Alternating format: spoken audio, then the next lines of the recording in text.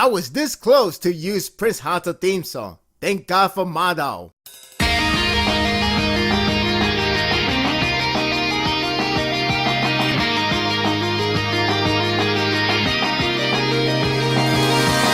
Everyone has a choice. Everyone has a moment to recollect and perhaps change. Everyone has a different agreement to the solution they are given. When the war gets seriously out of hand, it can't place a person with tons of pressure. Yet there's always someone else that can punch you back to reality. Literally, this chapter showcases the hardship and development of a character that I didn't expect to see at all. This arc has done a terrific job on being very convincing that this war is going to kill off characters as well as changing the course of their life. After a series of twists and sadness, I believe the pressure and hardship of the character. Therefore, I buy into their struggle. What's even more challenging to buy in is the fact that it's coming from none other than Prince Hata. Not long since a burning ship from another series got me care deeply. There is a short moment back at Earth that gradually frightens me because it's clear that Sorochi is building up for potential death to one of the characters. It's still hard to believe to see these characters to get wounded in a brutal way, but it is happening. Anna sounds ready to pay the sacrifice to prevent Inugami disappearing, which is worrisome. It's touching that she wants Sadaharu to return back to Yorozuya safe and sound. Just don't die, damn it. It gets worse when Mone gets badly wounded as well because Naraku just keeps popping out of nowhere. Hell, I feel terrified just by watching Komako fighting them alone while Sadaharu and others make their escape. I seriously hope Sorochi doesn't have Gintama to kill off dogs now.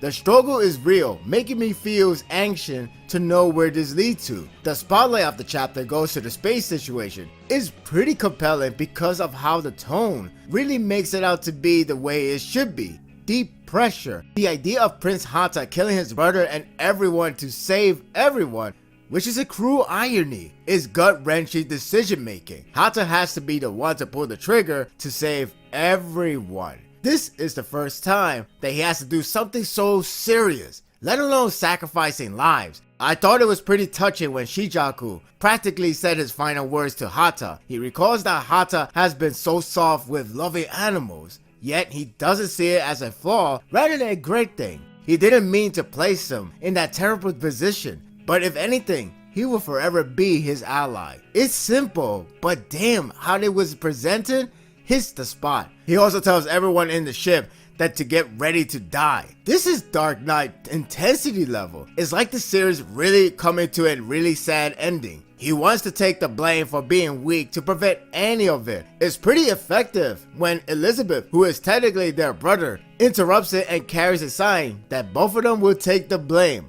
I always love how Sorochi utilized those funny quirks to make it very effective for a serious moment. This is true brothers bond. Prince Hata finally has a moment of development, though it does begin in a funny note because, well, his servant keeps getting sidelined like nothing, as if to say he is not even worth mentioning. While it is intriguing to know how Hata truly feels, I can't help but to laugh at the servant just keep getting bad mouth and Hata makes sure he's nobody.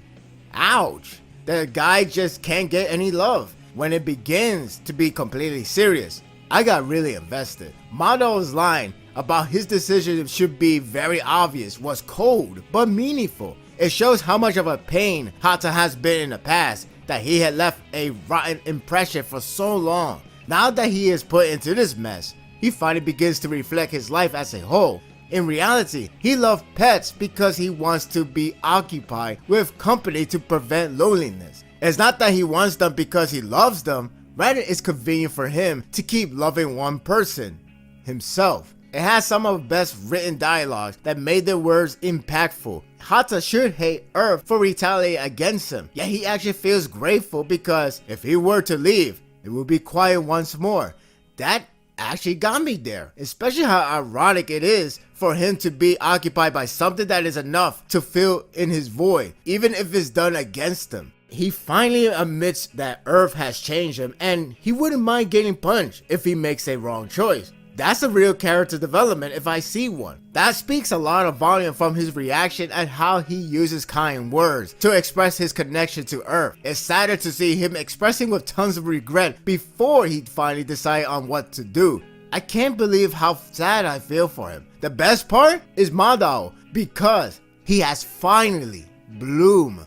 I love how he stands there and listens to every word Hata had to say, because you could tell he is sensing a great change of him. It almost feels like nothing has changed since he did the very same moment that placed him in downhill spiral. But in reality, it has become a symbol of change for the greater good. It's strange that being poor and feeling suicidal could be considered a good thing to him, but it does allow him to see a new viewpoint on life. He felt Hata was going through the similar feeling as he did, and that's starting from the bottom slope. Now he's working together with him. Something you seriously don't see that every day. He was awesome here as he truly blooms. He even takes a command over the comm when interacting Shijaku. It's like Madara has gone reverse and went back to his days that he has done best before, the Chief Bureau of Immigration. He never looked so badass till now, and it was well worth the wait. It may not be visual greatness, though solid enough, but it's the dialogue and the intensity of dire situations that sold it. It's believable to see someone about to die or any form of tragedy about to ensue.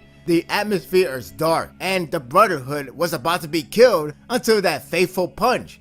The dialogues contain some meaningful words, including simple ones. It has a lot of weight to their characters, and it grasps your full attention. This is a very compelling chapter because of how the war continues to be. A war. It is moments like this can really expose a man and make them realize how much it meant to him. When someone blooms, that person has found enlightenment, and that person is Hasegawa Taizo. Time to finish your job. I'm giving this chapter a 9. So worth the wait to see him finally bloom. You know how long we had to wait? Ever since literally the beginning of the series. That's how long. Oh, finally. Sorochi remembers his character so damn well. What are your thoughts of this chapter? Do you think someone will die from this situation between Earth and space? It could be a whole rouge and nobody will die. Sorochi can surprise us every time when it comes to life and death situation. I don't want anyone to die, but you just never know what's going to happen next. And that will do it for the review. I hope you enjoyed this one. If you like this and want more of this, subscribe to my channel and my world will be yours to stay. Until next time, take care.